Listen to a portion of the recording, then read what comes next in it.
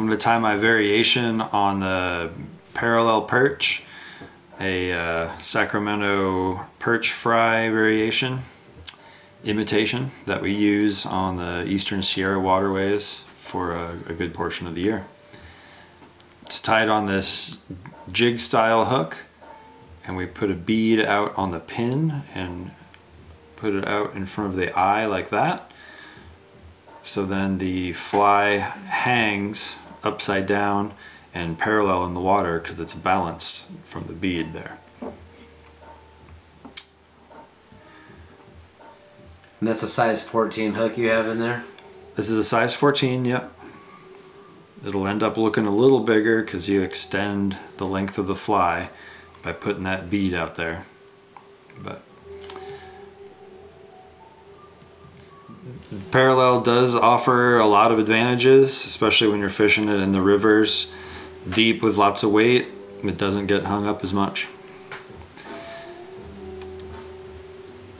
So start by positioning your pin and your bead with just about a bead's width in front of the bend where the eye comes off.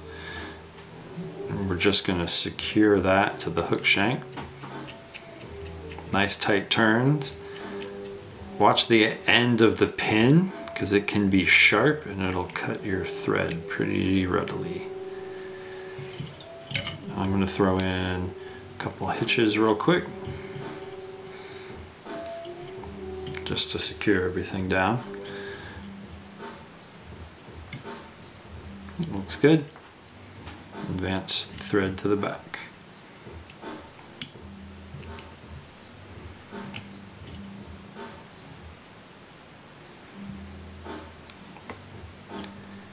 Now we're going to tie in a tail of ginger marabou. We want the ginger marabou about half the length of the overall fly.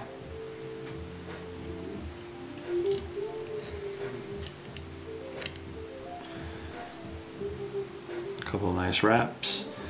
And then go ahead and trim the butt ends right at the base of your pin.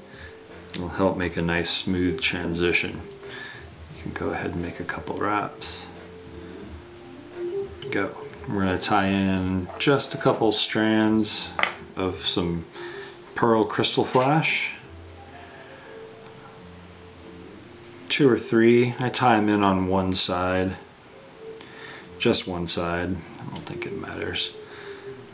And then clip the butts. Clip the length to the end of the tail. And now we're going to prepare our dubbing loop. I'm going to make a loop 3 or 4 inches long.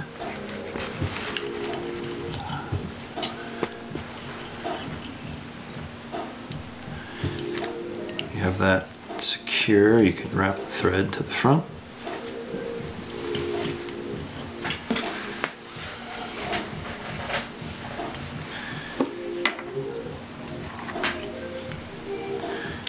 And don't forget the wax.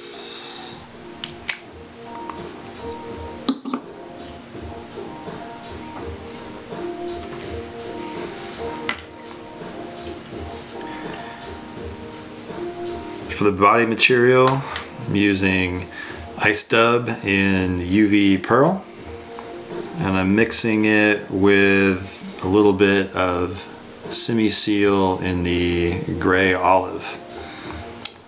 Put it on top of each other and just kind of pull the ends apart.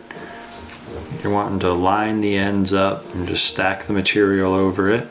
It'll blend it in nicely.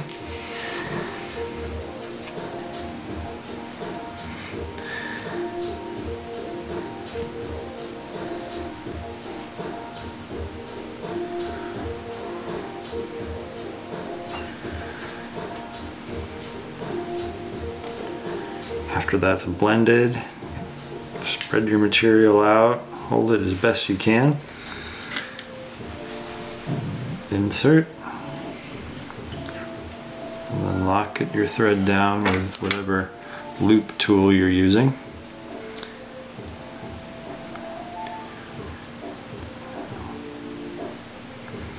You can hold everything with your left hand, and then you can use your fingers here like I am.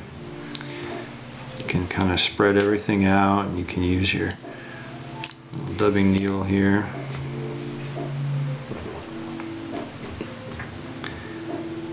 Looking for nice, even and smooth, no lumps or clumps in there. That's going to mess up the thread twisting. So we want that to be locked in.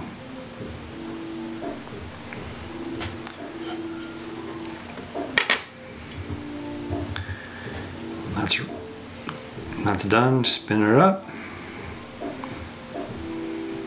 Pull nice and tight. Everything locked in.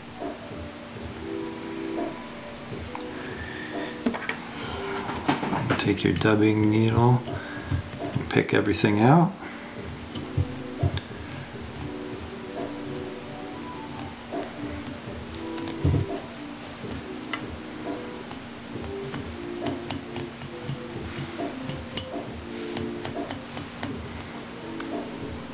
Try to pick out all those clumps of twisted dubbing.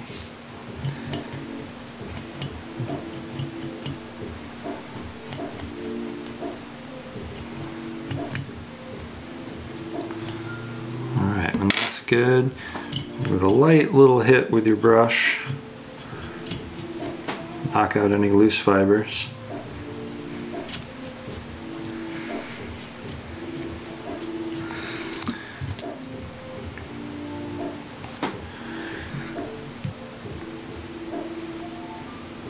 Alright, I like to wet my fingers with a little bowl of water I've got here. Keeps all the fibers in check. Helps you make nice tight wraps. And you wrap this whole noodle up to the front. And subsequent wraps, make sure you kind of pull everything back so that all lays in one direction. The wraps will be close to touching, probably not quite touching, but close.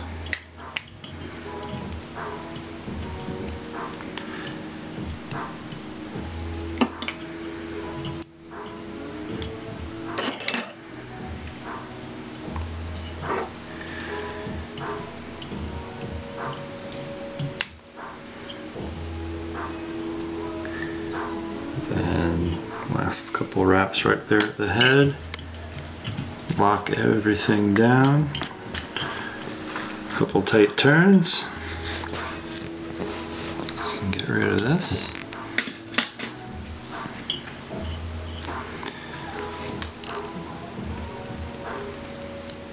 A few tight turns, quick. A couple clove hitches because we're going to switch to a red thread here to finish it off.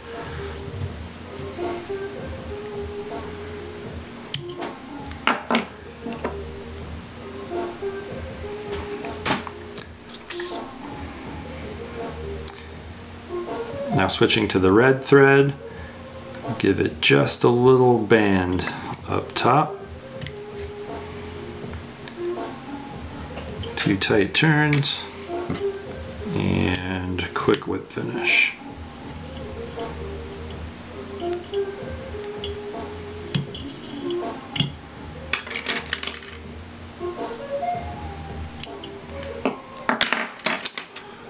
Now take your needle, pick everything out, all the loose wraps around it.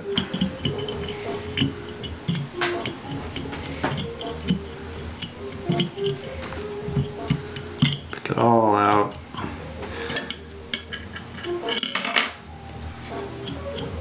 Then hit it real good with the brush.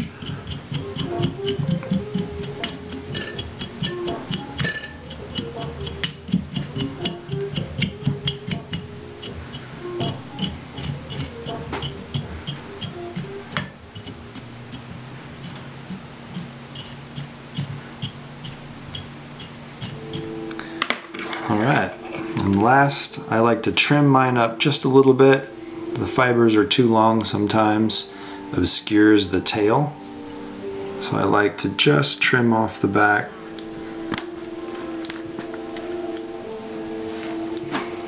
ever so slightly, just to make sure I can see the tail really well. And there you have it, the parallel perch.